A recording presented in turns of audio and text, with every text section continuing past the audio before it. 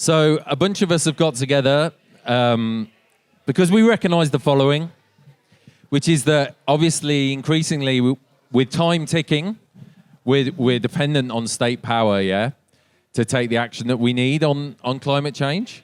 And that would be fine, wouldn't it? Because we do elect governments to look out for our well-being, amongst other things. But obviously a lot of us feel like after 30 years of maybe one of the biggest social movements in history, a lot of people still feel ignored. Yeah, so we spoke to a lot of people on the demo today, and we're like, do you feel like anyone's listening? And folks were like, largely like, no, not really. You know, we're here because we want to stand in solidarity and we want to speak to the people, but we don't think our leaders are listening.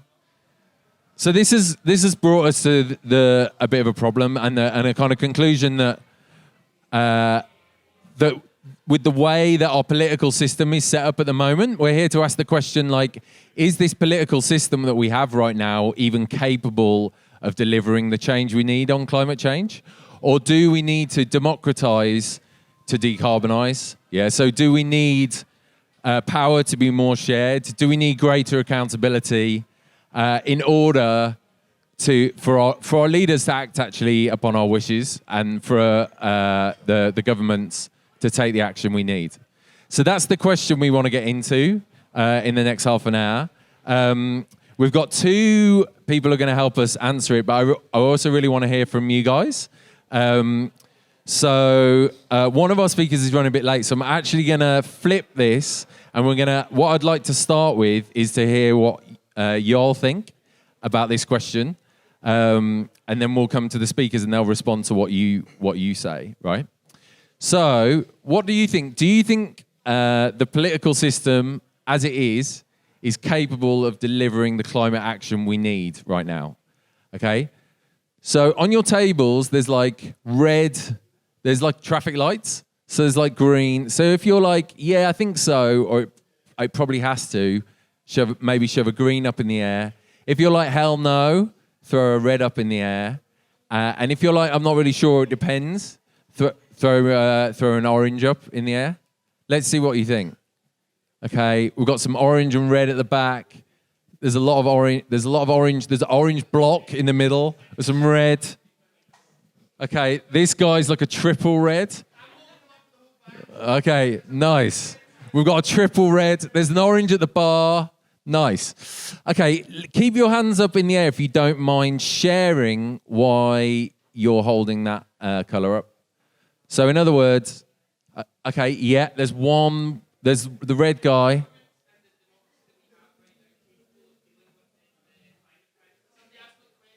Great, thank you. All right, so red guy, why don't you tell folks in the room why you think what you think? Well, do you not think that the current governments that we have and the way that the power systems work aren't able to readily deal with the climate crisis as is? Because, for example, everything, you know, when politicians are making deals with one another, everything comes at a price. So if poorer countries need financial help from richer countries, like Britain helping out poorer countries around the world to help them become economically and climate-wise stable, then we're going to ask things of them in the future, or we're going to lend them money and they're going to have to repay it back. Politicians are businessmen at the end of the day. They're all looking to line their pockets. They're all looking for something that's self-gains. And what we need at this point in time is not a government, but a group of people who care solely about change for the good and not about how they can benefit from change for good. And that's why you're a triple red. Thank you, triple red. Thank you, Triple Red. Is there anyone who was like an orange or a green who'd like to share? Hi, Sasha. Who'd like to share why they think what they think? Yes, at the back. We think we need to reclaim the term democracy, and so we're cautious because we know the power structures, but we're not just saying no because we're the demos. Yeah. So thank you. That was astute, which is really useful. So yeah. So we're not giving up on democracy. We're here to say we need to democratise more deeply to decarbonise. But obviously, the idea of democracy is different, perhaps, to the political system and the way that democracy is perhaps realised or not in the way that power is configured right now. Maybe because, as old Triple Red said over here, power is more concentrated often in the hands of politicians and big business and elite media than us. And that seems to be a sentiment a lot of folks shared today. So we'll hear from our our speakers in a second, but I'd just like to see if there's one more person who'd like to share why they think what they think. Anyone else out there? A green or an orange? Okay, so in case you can't hear him, he said it's more to do with the economy than it is the political system. So the economic system rather than the political system. Do you want to say a little bit more?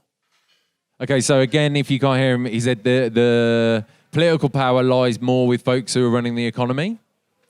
Rather than with politicians, which is probably, again, a challenge to our democracy as it stands. So thank you, folks. That's really useful. And I think it's good to have the debate framed by the folks here rather than just the folks with the microphones always. So that's great. Thank you. Okay, so we've got two people. Who the hell are they? So we have Sasha here, who is CEO of Proposition Studios and a co-founder of WEAll, a climate justice community organising project. Sasha has a background as a strategic communications professional. I need water to say the word strategic. That's what you have to do. That's what you have to do. That's the ritual. Come on.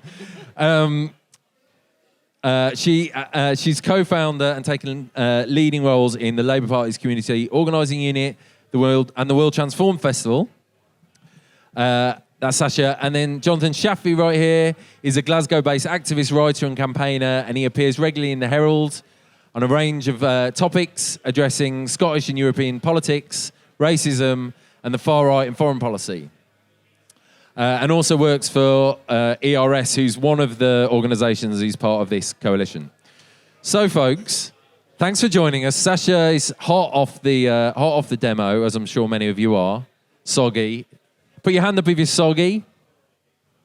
Still so soggy. Jonathan, as the now retro member of the panel, do you want to kick us off and then we'll go to Sasha? We'll take 4 minutes. Okay. Is this mic working okay? Yeah, just direct it. Yeah. Just a couple of comments. I thought it was interesting the point that was made at the start about the question of rich and poor countries and the flow of resources that's required. Because the framing of the flow of resources that's required is often from the rich and developed world to the quote-unquote poor and developing world. But of course, in fact, the process has been the opposite way around for a long time. The only reason that the global north has the resources it has is because of a huge amount of extraction from the global south. And the only reason why we don't talk about that, we don't frame it like that so often here in a country like Scotland or in the West more generally, is because democracy takes a global dimension. And the big power blocks that exist in the global system, the powerful states allied with the most powerful corporations and financial institutions ensure that the debate takes place in a particular way. And therefore there are parameters which are impressed upon the debate from the very outset. So when we think about democracy, I just want to make 2 points. I just want to keep this short. The first is that partly what we're talking about is what is an acceptable thing to argue, what is an acceptable thing to say. If you look at the recent track record of people campaigning for even quite menial reforms to the economic system, there is a whole media complex system that is structured into the nature of how the state works, so on and so forth, that presses against them. So the first thing is we have to expand the parameters of the debate.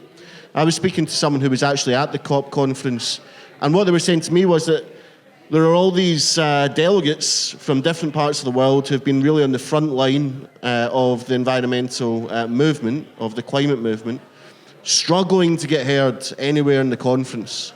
And then Bill Gates turns up, and he walks in with an entourage, and he's immediately on the stage. So the whole concept of how COP works is completely undemocratic to start with. And why is that? It's because it's a reflection of those wider systems that we talked about. The second point is, what do we do about that? Well, I think we need to look at who do the institutions work for and who should they work for? Because a day like today, in some ways, is very contradictory. Because on the one hand, you've got these huge demonstrations taking place around the world. On the other hand, when people are asked if they think it makes any impact, asked if they feel listened to, you find that more often than not, the answer is no. So there's a disconnect between popular will and popular sovereignty. What we need to do is work out how our institutions can actually become vehicles which express popular will, popular ideas about what we need to do about the situation, but that has to be frameworked with that foundation of debate, which is educated, which is wide in its scope, and which can involve a range of views. Because unless we have that, then the popular will itself is going to also be determined by those with the most resources and power in society. So rebuilding our democracy entails a lot of different things, but it is going to be absolutely central to not just the project around the question of climate change, but on all the fronts that we face. And the Electoral Reform Society is really trying to think about what kind of democratic innovations alongside reform to the existing institutions can we think of to involve people, citizens' assemblies, for example, more local democracy, all these kinds of ideas. We're not saying we've got all the answers, far from it, but we want to see that kind of discussion emerge, and that's why we're pleased to be here today. Awesome, thank you, Shafi.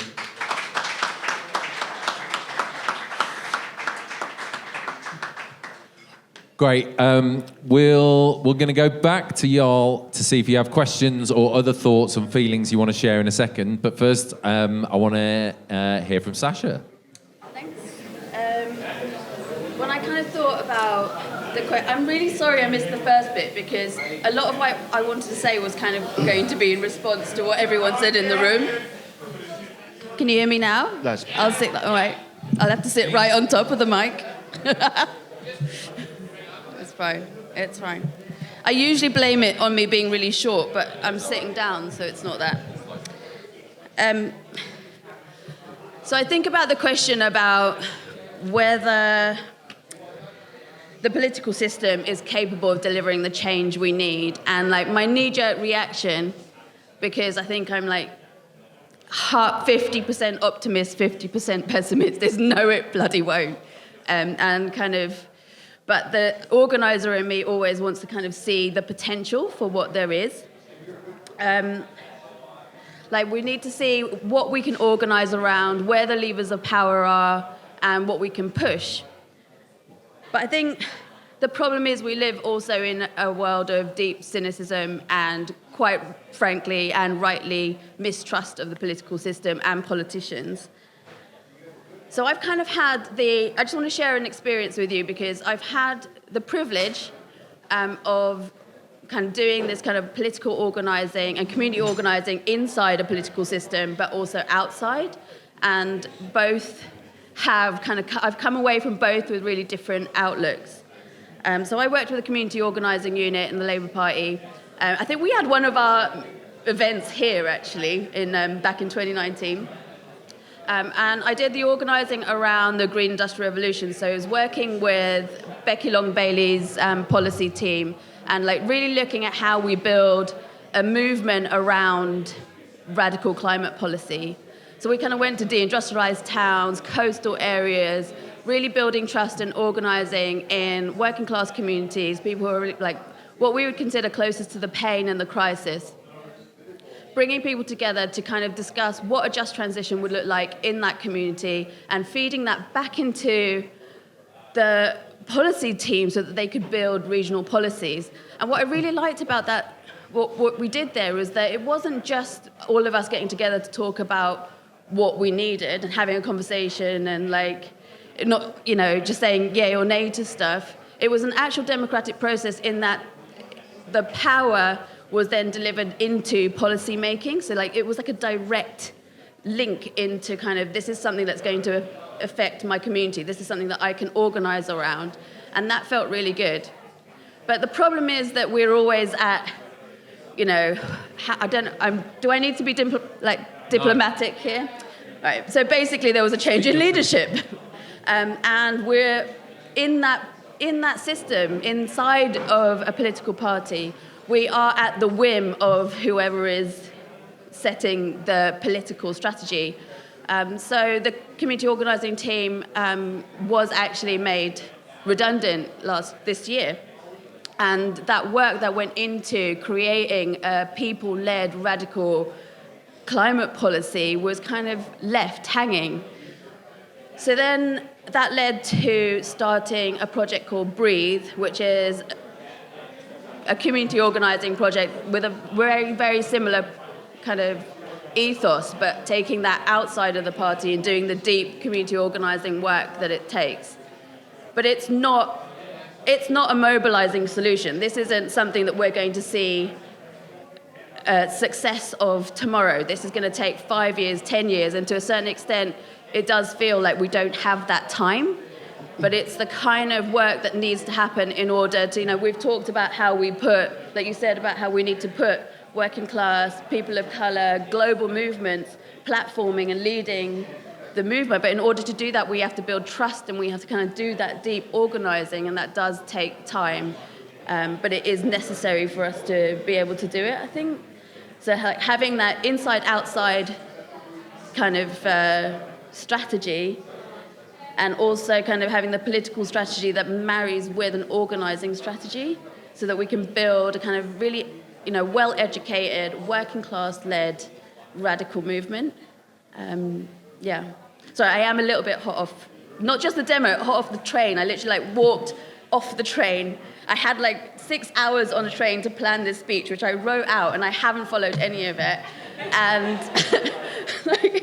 I stumbled out of the train station and saw a Unite balloon and stumbled into the march and then ended up here. So thank you for having me.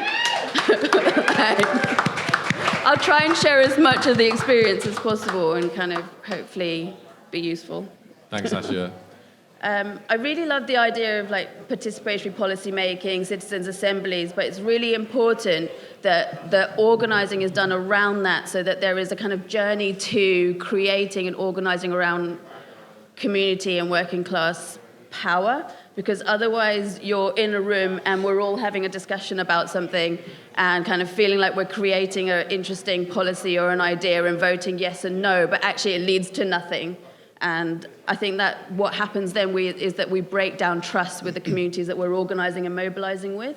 So I think it's really important that you have a strategy that kind of leads to creating power in that community, whatever that could mean. So whether that's kind of a lever of power within a local authority, or there is a local campaign that's really important, it needs to kind of lead to an organising strategy and outcome that we can then use to kind of deepen our relationships with each other, which really, in a world where capitalism seeks to constantly alienate us, that deep community organising, it's kind of a bit of a buzzword, but actually what is more radical than getting us to talk to each other?